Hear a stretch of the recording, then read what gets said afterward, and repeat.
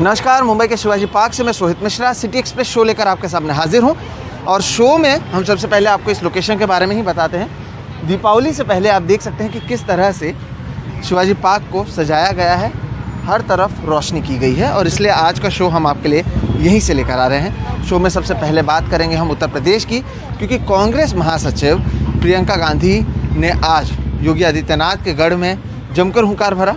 प्रतिज्ञा रैली के जरिए बात कर रही थी जब तब उन्होंने कहा कि योगी आदित्यनाथ की सरकार में किसानों की कोई सुनवाई नहीं है, सुनवाई है अरबपतियों की और कुछ खरबपतियों की। अमित शाह पर भी उन्होंने तंज कसा।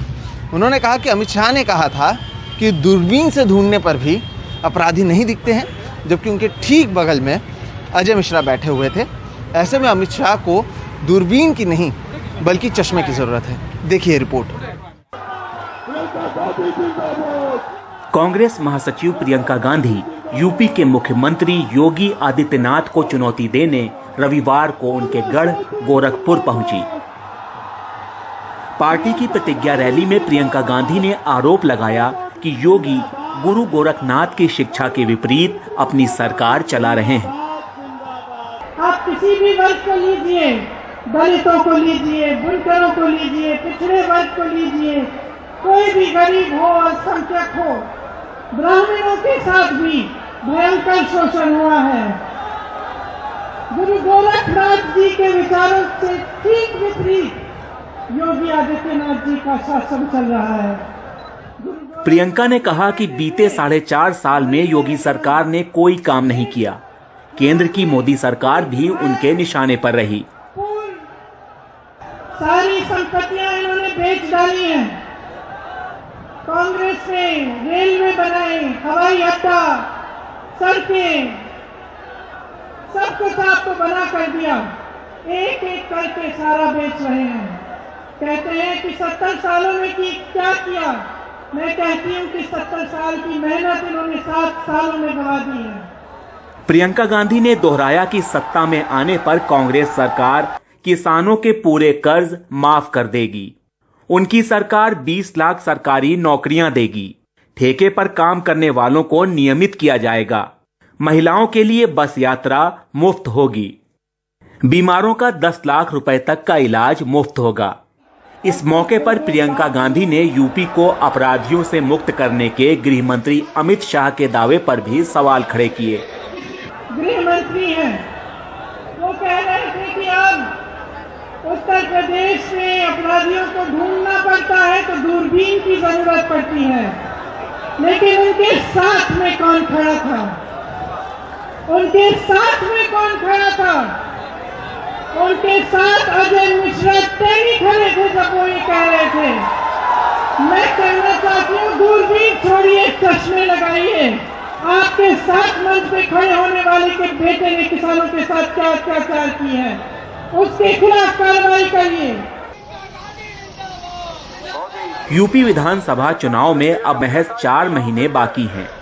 कांग्रेस की ओर से मोर्चा संभाला है प्रियंका गांधी ने। अपनी इस मुहिम में वो राज्य की आधी आबादी यानी महिलाओं को भी लुभाने में कोई कोर कसर नहीं छोड़ रही।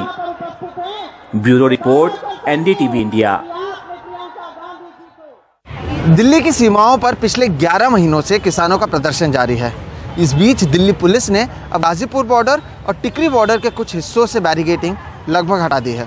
तो वहीं किसानों का कहना है कि अगर पुलिस उनके टेंट को हटाने की कोशिश करेगी तो वो पुलिस थाने या डीएम दफ्तर के बाहर टेंट लगा देंगे। मुकेश सिंह सेंगर की रिपोर्ट देखिए। दिल्ली पुलिस ने टिकरी बॉर्डर पर दिल्ली से बहादुरगढ़ जाने वाले रास्ते पर एक तरफ के बैरिकेड रविवार को हटा दिए। वहां दोपहिया वाहनों की आवाजाही शुरू हो चुकी है। इसी तरह गाजीपुर बॉर्डर पर NH9 और NH24 पर जो बैरिकेड लगे थे उन्हें भी लगभग हटा दिया गया है। इस सब के बीच किसान नेता राकेश टिकैत ने आरोप लगाया कि पुलिस उनके टेंट हटाने की कोशिश कर रही है।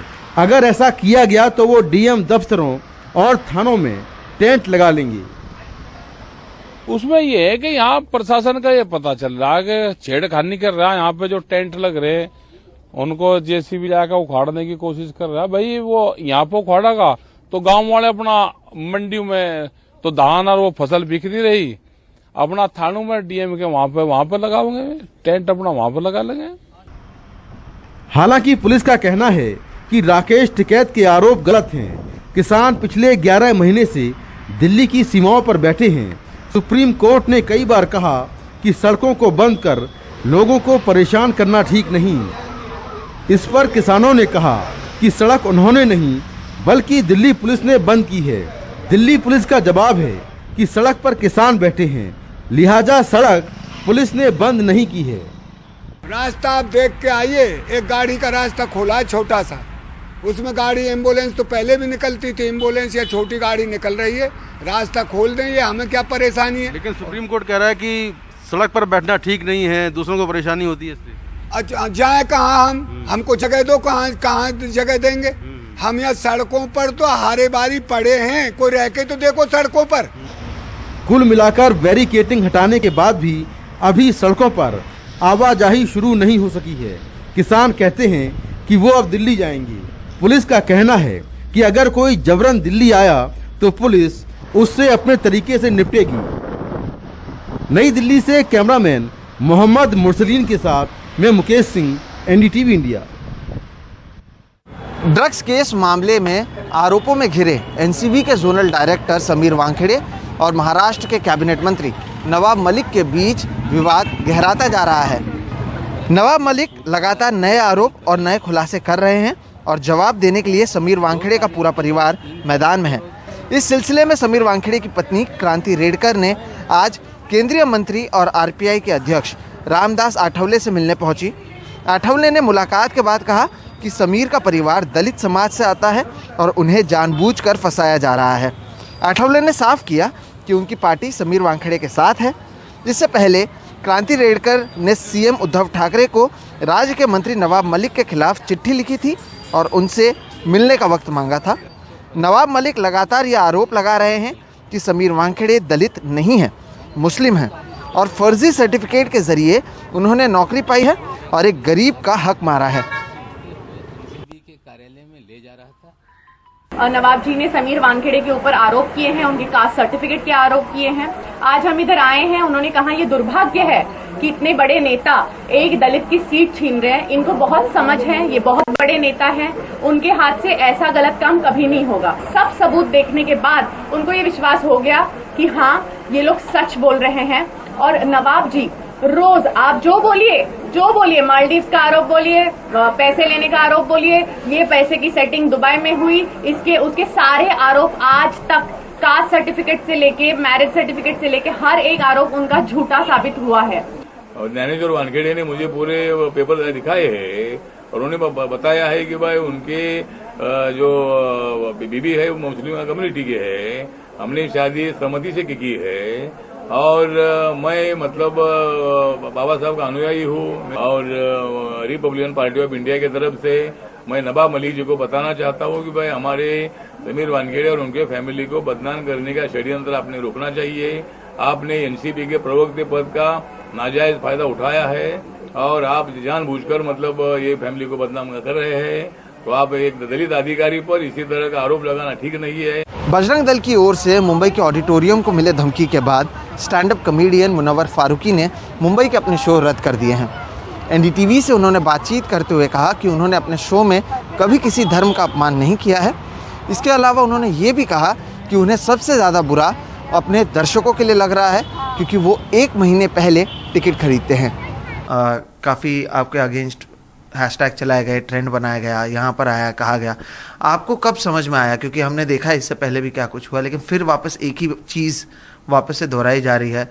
किस तरह से आप देखते हैं? क्योंकि जो ऑडिटोरियम्स हैं वो भी काफ़ी समय तक बंद थे, कई लोग आते हैं वहाँ पर काम करने, हमने उस पर भी स्टोरी की थी। 3 शोज बैक टू बैक आपने कैंसिल करने पड़े। पहले तो कैसे हो आप? ठीक हो? जी बिल्कुल बढ़िया।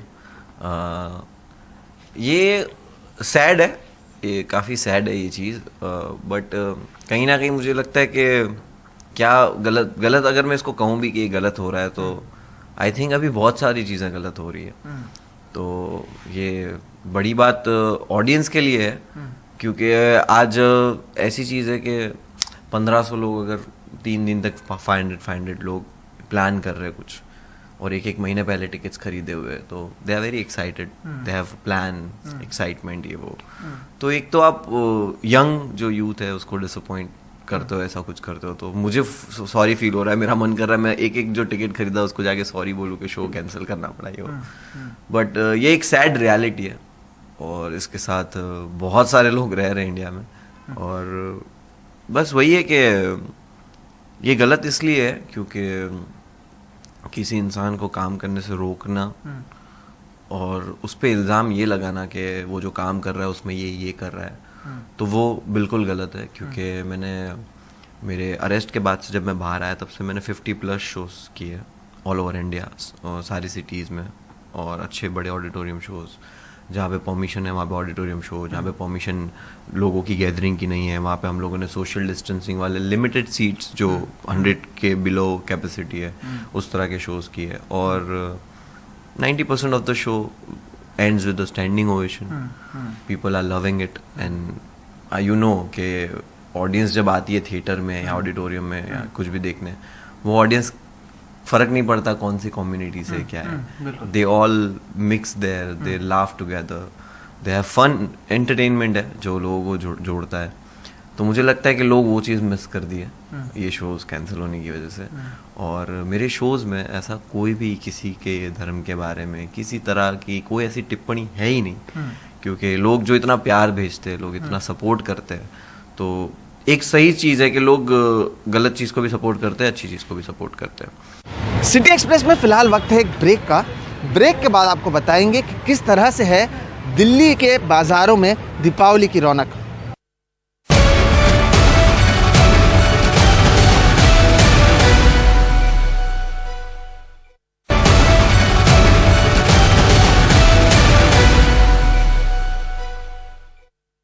मुंबई की सड़कों पर जहां दीपावली से पहले आप ये रोशनी देख रहे हैं, तो वहीं दिल्ली की बाज़ारों में भी ज़बरदस्त भीड़ देखने मिल रही है। ये तस्वीरें सदर बाज़ार, लाजपत नगर और सरोजनी नगर मार्केट की हैं। यहाँ पैर रखने की भी जगह नहीं है। चिंता की बात यह है कि कोरोना के नियमों का भी पालन नहीं हो रहा है। दिल्ली के अलावा मुंबई के बाज़ारों में भी भीड़ तो नज़र आ रही है, लेकिन ज़्यादातर लोग ज़रूरी सामानों की खरीदारी करते दिख रहे हैं। खासतौर पर पटाखा बाज़ार में भी खरीदारों की भीड़ है, लेकिन महामारी के बाद महंगाई का असर पूरे बाज़ार पर दिखाई दे रहा है। तो वहीं सिटी एक्सप्रेस में आज फिलहाल इतना ही। आप मुझे, मेरे वीडियो जर्नलिस्ट राजेंद्र दयालकर और हमारी पूरी टीम को दीजिए इजाज़त। देश और दुनिया की बाकी खबरों के लिए आप देखते रहिए सिर्फ NDTV इंडिया। नमस्कार।